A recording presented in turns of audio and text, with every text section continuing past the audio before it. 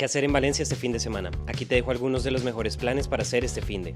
Iniciamos con la mascleta del Corpus en la Plaza del Ayuntamiento, que estará a cargo de la pirotecnia Alto Palancia. Será como de costumbre a las 14 horas y llenará de color, sonido y pirotecnia el centro de la ciudad.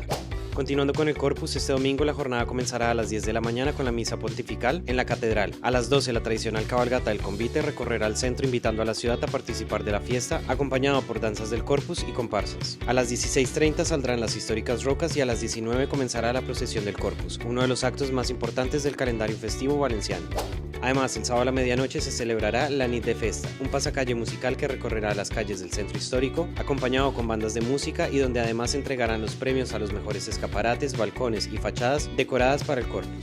Por otra parte, este sábado vuelve el Jardi Electronic con una nueva edición en la Pérgola de la Marina, una propuesta de música electrónica al aire libre que cada vez reúne a más público. También este fin de semana llegan las Nits de Vivers, uno de los ciclos de conciertos más importantes del verano valenciano, con actuaciones en directo en un entorno único dentro de los jardines de viveros. Este sábado se dará inicio a la temporada de piscinas municipales. Con la llegada del calor y la temporada de verano, las piscinas del Parque del Oeste y la de Benicalap serán las primeras en prestar servicio, una opción perfecta para quienes buscan refrescarse sin salir de la ciudad. Para quienes disfrutan descubriendo objetos únicos a muy buen precio, regresa el Flea Market, con una nueva edición donde podrás encontrar ropa vintage, decoración, vinilos, libros y muchas cosas más en un mismo lugar.